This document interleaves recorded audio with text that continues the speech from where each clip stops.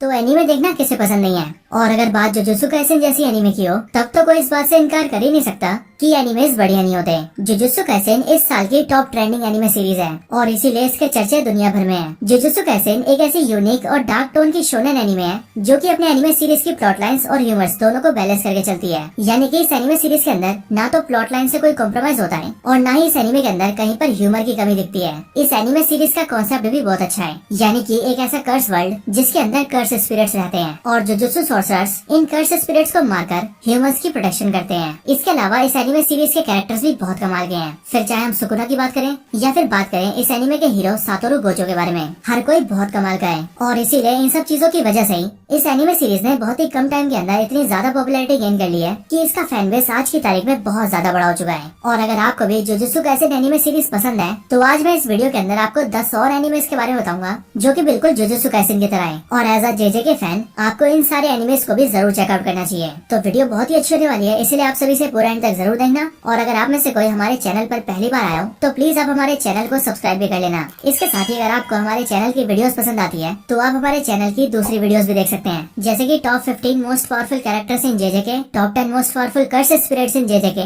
Gojo versus Sukuna या फिर top 10 most powerful anime of all time. आपको इन सब के लिंक इसी वीडियो के डिस्क्रिप्शन में मिल जाएंगे, या फिर अगर आप चाहे तो हमारे चैनल में जाकर भी इन सारी वीडियोस को देख सकते हैं। मुझे उम्मीद है कि आपको सारी वीडियोस बहुत पसंद आएंगी। तो इन सारी बातों के बाद आइए हम आज की अपनी कमाल की वीडियो को स्टार्ट करते हैं।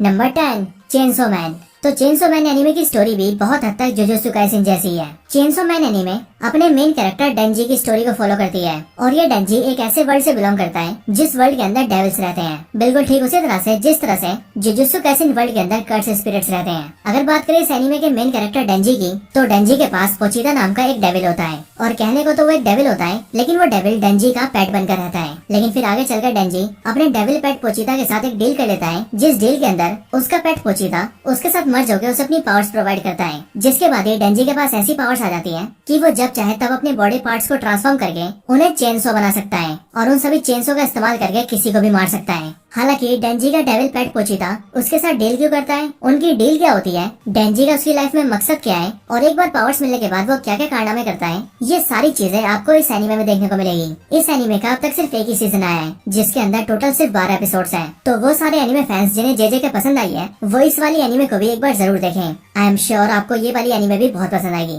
और जो इस एनीमे को ऑलरेडी देख चुके हैं वो कमेंट्स के अंदर हमें अपना एक्सपीरियंस बता सकते हैं या फिर अपना एक्सपीरियंस दूसरों के साथ भी शेयर कर सकते हैं। Number 9, Blue Exorcist. तो ब्लू एक्सोर्सिस्ट काफी हद तक जेजे के जैसी एनीमे सीरीज है और अगर इस एनीमे सीरीज की बात करें तो ये ब्लू एक्सोर्सिस्ट बेसिकली एक शोनेन एनीमे है जिसका मेन प्रोटैगनिस्ट है रिन ओकुमुरा। रिन ओकुमुरा को एक दिन ये पता लगता है कि वो शैतान का वंशज है और इसीलिए उसके अंदर भी शैतानी ताकतें हैं और इसीलिए अपनी पावर्स को जानने और बढ़ाने के लिए वो एक अकेडमी ज्वाइन करता है जिस अकेडमी का नाम होता है ट्रू क्रॉस अकेडमी। और यहाँ पर वो अपने बहुत सारे साथियों के साथ मिलकर एक्सोर्सिस्ट की ट्रेनिंग लेता है ताकि वो अपनी पावर्स और स्किल्स को हासिल करके शैतान को हरा सके। बट इसके आगे इसकी स्टोरी में क्या क्या होता है और ये रिन ओकुमुरा क्या क्या करता है ये आपको एनीमे के अंदर ही पता लगेगा। Number 8, D grey man. तो इस एनीमे में और जेजे के एनीमे के अंदर ज्यादा कुछ अंतर है ही नहीं और वो इसीलिए क्योंकि ये दोनों एनीमेस एक सिमिलर तरह के वर्ल्ड में एक्सिस्ट करते हैं। बिल्कुल जुजुत्सु काइसेन वर्ल्ड की तरह ही ये डी ग्रे मैन एनीमे भी एक ऐसे वर्ल्ड के अंदर सेट होती है जिसके अंदर के एक्सपीरियंस फाइटर्स सुपरनैचुरल एंटिटीज से फाइट करते हैं और उन सभी से ह्यूमंस की प्रोटेक्शन करते हैं। यानी कि जिस तरह से जुजुत्सु काइसेन के अंदर जुजुत्सु सॉर्सरर्स कर्स स्पिरिट्स का सामना करते हैं, बिल्कुल वैसे ही डी ग्रे मैन एनीमे के अंदर ब्लैक ऑर्डर अकुमा का सामना करते हैं। और ये अकुमा बेसिकली एक जापानीज वर्ड है जहाँ जापानीज में इसका मतलब डीमन होता है। इसके साथ ही इसके अंदर भी अकुमास के अंदर अलग अलग पावर्स होती है और ब्लैक ऑर्डर के मेंबर्स के पास अलग अलग तरह के वेपन्स होते हैं और वो सभी किसी न किसी चीज में स्किल्ड होते हैं। इसके साथ ही इस एनीमे के अंदर जेजे के वाली 2 और क्वालिटीज है और वो क्वालिटीज है ह्यूमर और डार्क टोन, विच मीन्स ये एनीमे भी जेजेके की तरह ही अपने स्टोरी प्लॉट्स के अंदर ह्यूमर को छोड़ती नहीं है। इसीलिए इस एनीमे के अंदर भी आप सभी को जगह जगह पर ह्यूमर दिखेगा। साथ ही साथ ये भी जेजेके की तरह ही बहुत ही डार्क टोन की है जो कि इसे देखने के एक्सपीरियंस को और भी ज्यादा बढ़ा देती है। सो जो भी जेजेके को पसंद करते हैं वो सब इस एनीमे को भी एक बार चेकआउट कर सकते हैं। Number 7, Yu Yu Hakusho. तो अगेन यू यू हाकुशो भी एक ऐसी शोनेन एनीमे है जिसकी दुनिया के अंदर भी ह्यूमंस और डीमंस दोनों एग्जिस्ट करते हैं। इस एनीमे की स्टोरी इसके मेन कैरेक्टर युसुके उरामेशी के आसपास घूमती है जो कि अपने वर्ल्ड के अंदर एक बार इन सुपरनैचुरल एंटिटीज को एक्सपीरियंस कर लेता है और फिर जब वो उन सब चीजों से बच जाता है तब उसके बाद ही वो एक स्पिरिट डिटेक्टिव बनने का फैसला करता है और फिर वो डीमंस और उन ह्यूमंस से भी फाइट करता है जो ह्यूमंस इनके वर्ल्ड के बैलेंस को बिगाड़ने की कोशिश करते हैं। इस एनिमे सीरीज के अंदर कई सारी चीजों का कॉन्सेप्ट है, जैसे कि इस एनिमे सीरीज के अंदर आप सभी को स्पिरिट एनर्जी, लाइफ एनर्जी और यहाँ तक कि डीमन एनर्जी के बारे में भी बताया जाएगा, जो कि अगेन इस एनिमे को बहुत इंटरेस्टिंग बना देती है। Number 6, soul eater. तो ये सोल ईटर एनिमे सबसे पहले साल 2008 में आई थी और इसीलिए देखा जाए तो वैसे तो इस एनिमे को काफी साल हो चुके हैं, लेकिन इस एनिमे की पॉपुलैरिटी अभी भी बरकरार ही है। ये वाली एनिमे भी JJK से काफी सिमिलर है, क्योंकि इस एनिमे सीरीज के अंदर भी डीमन पावर्स, सोल, मैजिक और विच जैसी बहुत सारी चीजें दिखाई गई हैं। लेकिन इन सब के साथ साथ इस फैंटेसी एनिमे के अंदर एक्शन और कॉमेडी भी भर भर कर डाली गई है और इसीलिए इस एनिमे को देखते टाइम आपको कहीं भी ये नहीं लगेगा कि आप बोर हो रहे हैं। Number 5, devil man cry baby. तो इस एनिमे सीरीज का कॉन्सेप्ट बहुत ही कमाल का है और वो इसीलिए क्योंकि इस एनिमे सीरीज के अंदर ऐसी दुनिया दिखाई गई है जिस दुनिया के अंदर एंशिएंट डीमंस अर्थ के अंदर वापस आ जाते हैं और फिर वो अपनी दुनिया और अपनी टेरिटरी को फिर से क्लेम करते हैं। इसके बाद ही एंट्री होती है हमारे एनिमे की मेन हीरो की, जो कि एनिमे का प्रोटैगनिस्ट भी है और उसका नाम है अकीरा फुडो।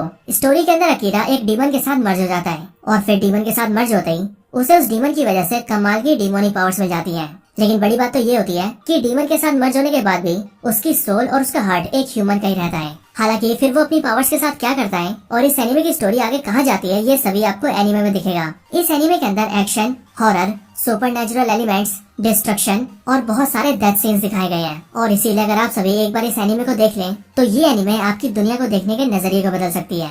Number 4, Hell's paradise.